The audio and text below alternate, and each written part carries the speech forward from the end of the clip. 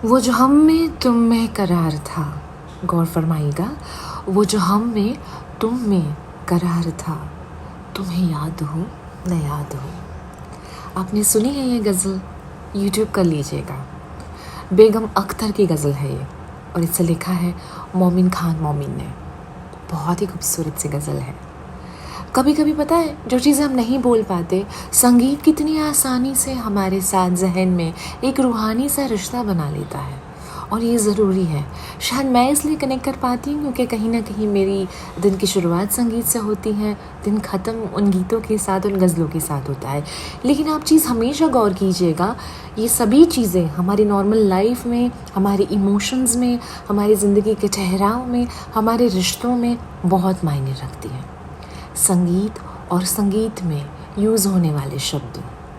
हाय, मैं हूँ जी आपके साथ, और आज की ख्याल वाली खिड़की का टॉपिक थोड़ा फिल्मी सा है, लेकिन ये टॉपिक मुझे स्पेशली नागपुर से पल्लवी ने मैसेज किया और एक सवाल उन्होंने पूछा, और इसके ऊपर से आज पूरा टॉपिक ही बन गया। पल्लवी का टॉपिक ये है कि जी आजकल हम सब घर में हैं, सोशल डिस्टेंसिंग फॉलो कर रहे हैं बिकॉज कोविड-19, और बहुत ज़्यादा हमारे रिश्ते भी जज हो रहे हैं, बहुत ज़्यादा हमें अग्नि परीक्षा देनी पड़ती है। Specially girlfriend boyfriend face time करते हैं, मिल नहीं पाते हैं, डेट पे नहीं जा पाते हैं। हस्बैंड एंड वाइफ एक दूसरे से ले के कितनी स्पेस लेंगे, बालकनी से बेडरूम, बेडरूम से लिविंग रूम, लिविंग रूम से किचन, किचन से बाथरूम। अब तो मतलब एक दूसरे के साथ जबरन रहना ही रहना है। और इसमें कई बार ऐसा हो जाता है कि तुमने ये कहा, तुमने वो कहा। कभी कभी ऐसा लगता है कि कुछ टाइम के बाद बस अब मुझे एक कमरे से बाहर नहीं आना, अब मैं उसे दोबारा फेस टाइम नहीं करने वाली हूँ। तो यार, ये रूठना मनाना किस चिड़िया का नाम है? और तब मुझे लगा ये कितना खूबसूरत सा शब्द है, रूठना मनाना।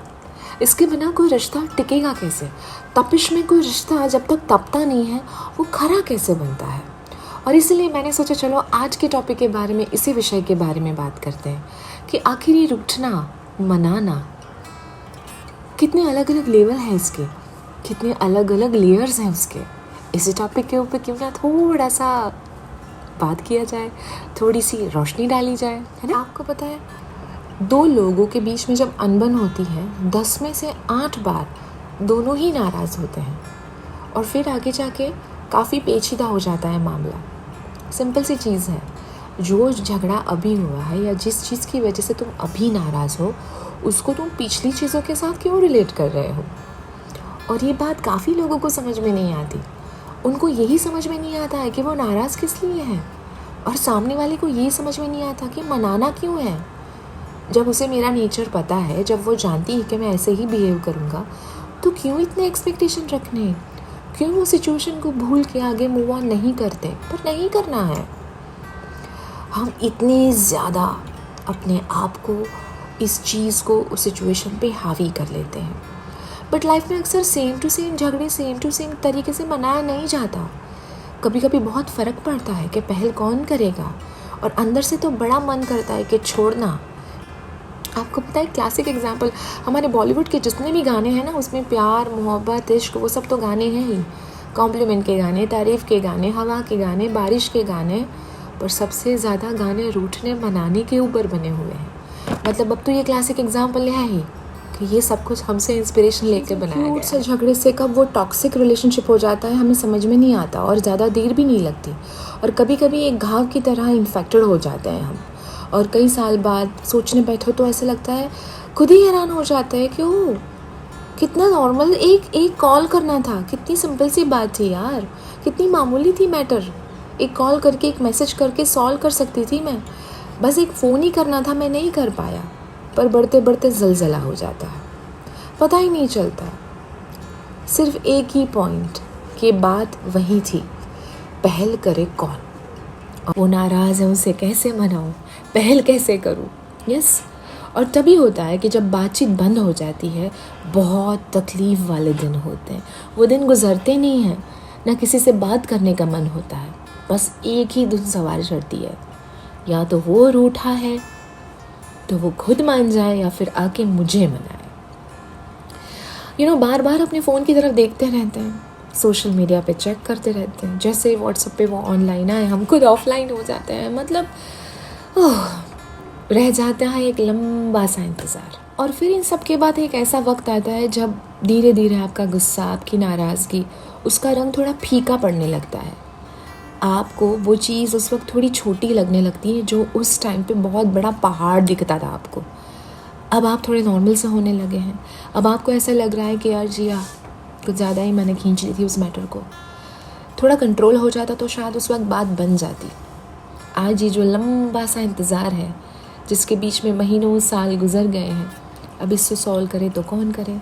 उसके लिए बहुत बड़ा दिल चाहिए, उसके लिए बहुत कंट्रोल चाहिए इमोशंस पे। उसके लिए खुद पे कंट्रोल से ज़्यादा अपनी सोच पे कंट्रोल चाहिए, जो हमारे आसपास आजकल नहीं है। क्योंकि हर रिश्ते के ऊपर हमारे एक्सपेक्टेशन ने इतने थोप दिए हैं। हमारी मर्ज़ी, हमारी ज़िद, हमारे हिसाब से ही हर रिश्ता चलना चाहिए। हमारे पास इतना पेशेंस कहाँ है सुनने का।